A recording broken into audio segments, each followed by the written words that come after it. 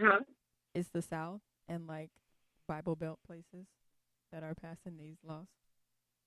Then it's Alabama, Arkansas, Georgia, Indiana, North Dakota, Utah, Kentucky, Ohio, Missouri, Mississippi, and Louisiana. So they all have stipulations on when, what, and where. Like you can still get abortions in some of those states, but it has to be before the 6 weeks. Basically, 6 weeks only mean you're 2 weeks pregnant. That's it. 6 weeks mean 2 weeks pregnant. It does because they count the 4 weeks in there with the month from your last period. So technically, you've only been pregnant for 2 weeks. They give you 2 weeks to find out. That's not enough time at all. 2 weeks, unless you go in there lying about that cycle. But I mean, it really don't matter if they detect it. But then I'm thinking about it. Do they? They don't do heartbeat tests at every doctor's appointment. You know what I'm saying? I'm pregnant. They don't do an ultrasound all the time. You just pee Girl, on the stick and say, mm-hmm. I don't even know. I had one So like when I go to the doctor, if I fill out my paperwork, they be like, "How many pregnancies have you had?" One. How many live births? Zero. Hey, Roe versus Wade.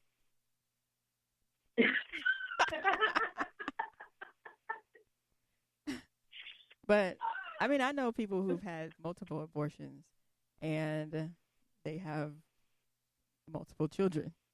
Um, I have some persons who had a child and then decided, that's it for them. You make that decision on how you want to live your life, and some people only have to have an abortion just once. You lesson learned, or you had to use options that were available to you and were legal, and then you never have it happen again. They should just leave women in their fallopian tubes and their uterus alone.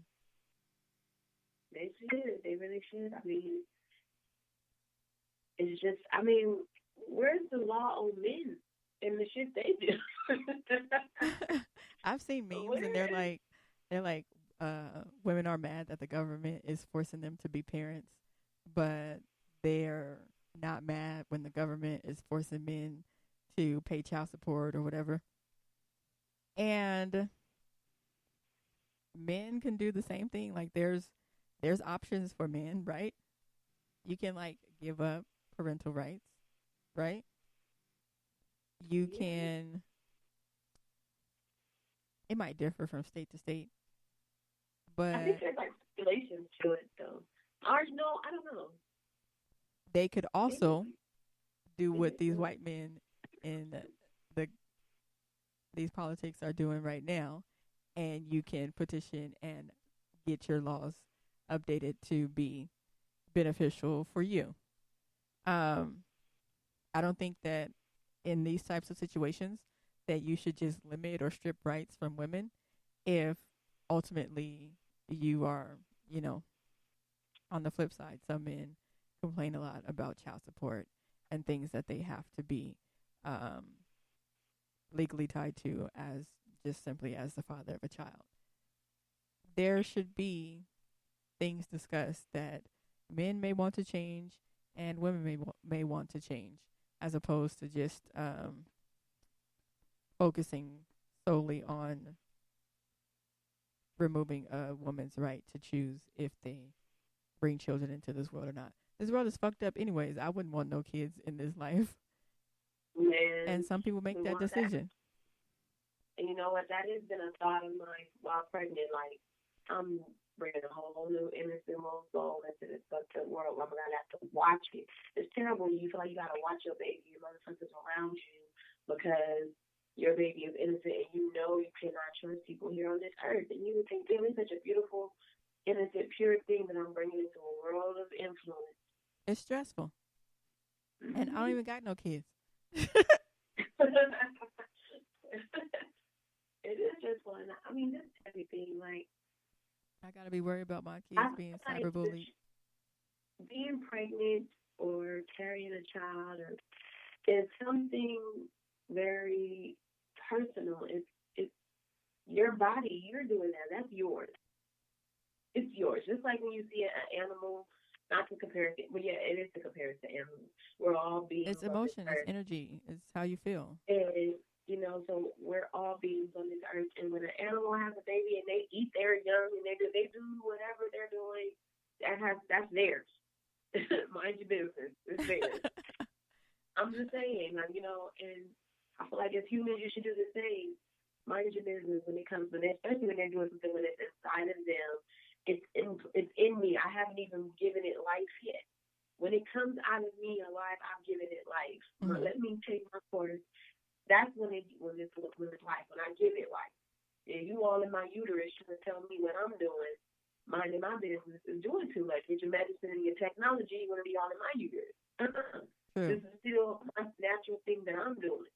This is me. And if I don't want it and I want to remove myself from this situation or feeling, that's my business. And I feel like every woman has that right. Period. So ultimately, we're going to end this with mind your business. That's all Mind it is. your fucking business. Stay in your lane and mind your business. Definitely stay in your lane. The only business should be... Start slapping people more. If you start popping motherfuckers in the mouth more, they'll stop being in your business. Like Mike Tyson and Whack 100. I'm serious. If one of the people that's on the panel, if they start talking motherfuckers business, somebody just pops them in the mouth, I bet you they start thinking twice. Like, damn, I should stay out of his business. Yeah, you should.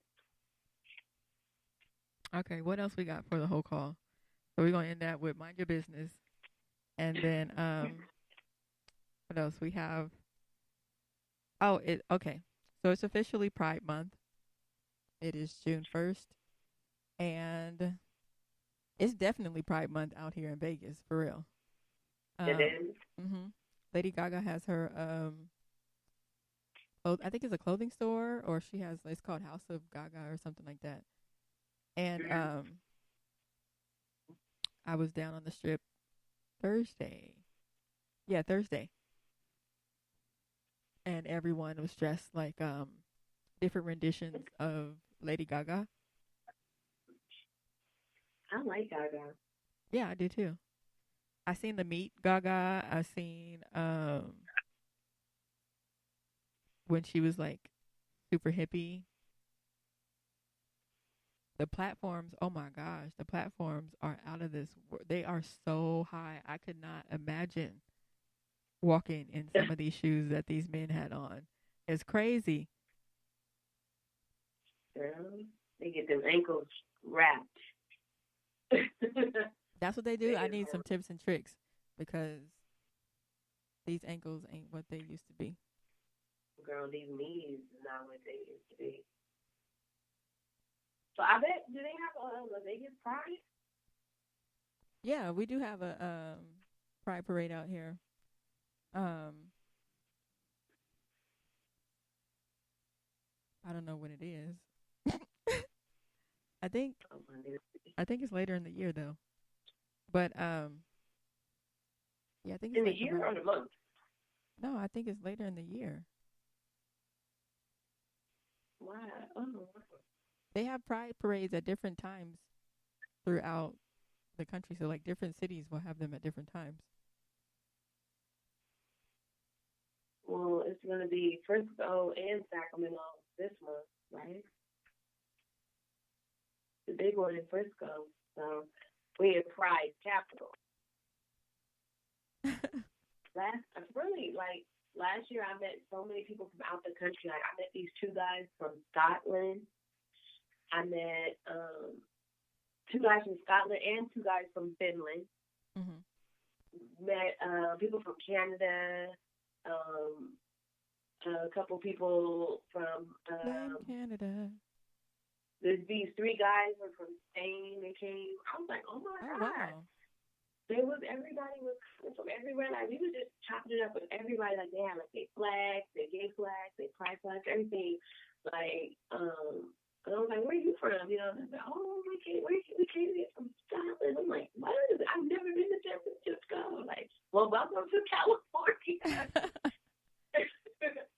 Like this man's like, we're gonna stay here today. We're going back home, you know. I was I've like, always damn, wanted that'd be to go funny. to Pride in San Francisco, but I never went to Pride in or did I? I've been to Pride in San Francisco over 50 times. I think I did. And I think I went with About 50 times. I think I've I been at went with least 10 Reach. times. Really? Mhm. Yeah, I've been with Auntie Patty, Auntie Carol, my sister, friends, Thomas, everybody.